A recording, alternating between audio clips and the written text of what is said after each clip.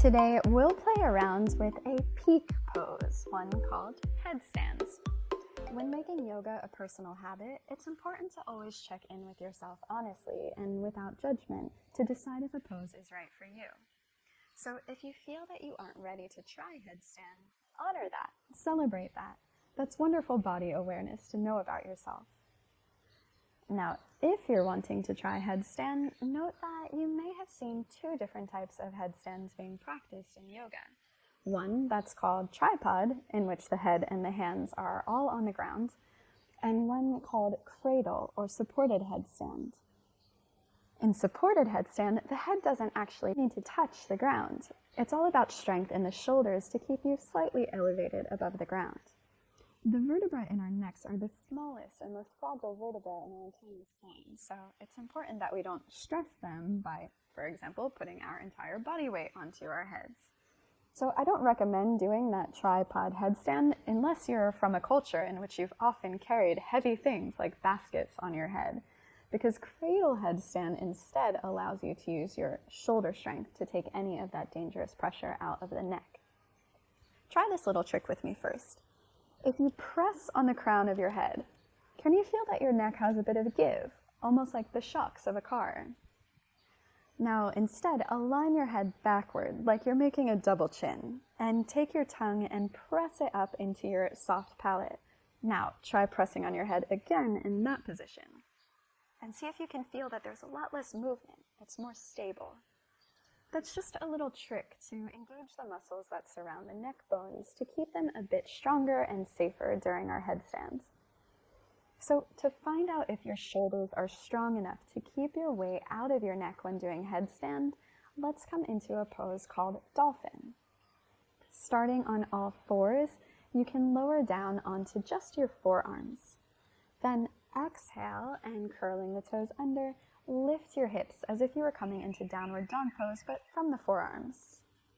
Now play around with walking your feet forward and back, closer to the elbows and then further away, all while keeping your back broad by pressing forward through the forearms into the ground. And notice what happens in the core and hip flexors here as well. If you can comfortably do about 10 repetitions, walking the feet forward and back while still not releasing that broadness in the upper back, really pressing through the elbows into the ground, then your shoulders are probably ready to try headstand. So you can come down into a child's pose after that. The main limiting factor for headstand for most people is the ability to maintain core control. The entire time that you're doing a headstand, you want to feel as though your ribs are knitted down towards your hip bones, as if you're doing a crunch. You may have tried headstand before by kicking your heels up to the wall, but doing headstand with our back against the wall actually encourages us to release that core control, which makes it nearly impossible to recover. In fact, in order for your heels to hit the wall, you actually have to release the core, and that becomes a very difficult habit to break.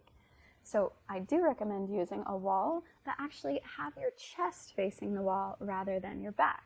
A hallway might actually be a perfect place to practice this.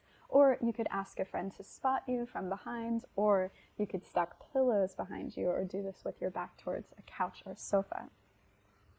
So let's try it together, but if you want to follow along, please just take it slow and listen to every instruction because they're all important, and I highly recommend having a spotter to watch you. So we'll start in a kneeling position with our toes touching the wall. Then come forward into child's pose, full child's pose here, and over your head, interlace your fingers and tuck your pinky in. Then you'll take your hands to the back of your head. It will actually be that pressure of the back of the head pressing into the hands that will provide the counterbalance that will lift you into headstand. So you're going to roll forward onto the crown of the head as you draw the elbows in close to each other so that your forearms are pressing into the ground. And that should separate the shoulder blades so you have this nice broad back. Again, remember that trick of pressing the tongue into the soft palate and tuck your chin in. So you're actually pressing the back of your head into your hands.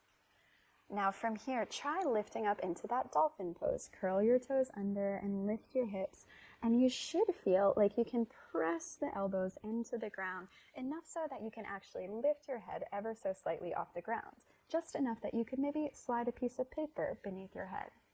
And just try maintaining this position, making sure that your neck feels really safe and your shoulders feel really strong, your back is broad.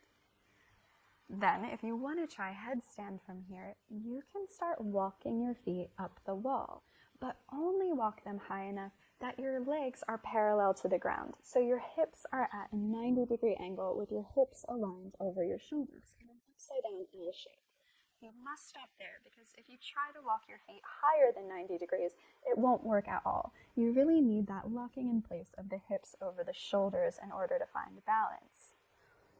Now, this is where you want to concentrate on keeping the core in that crunch position. For most of us, as long as the core is engaged, all that needs to happen here is for the hips to move just a little bit further back to bring us into that magical point of alignment. So all you need to do is squeeze your thighs together, and with the core drawing in, just point your toes against the wall to shift your hips backwards slightly. If you've got core control and your legs squeezing together, you should magically feel your feet start to float up off the wall. As long as your core is engaged and your shoulders still hold your weight, then you shouldn't fall backwards here. So please don't try to kick up with just one leg. Keep the legs squeezing together, keep the shoulders strong, and just point your toes against the wall and notice what happens with the legs here if the core is strongly engaged.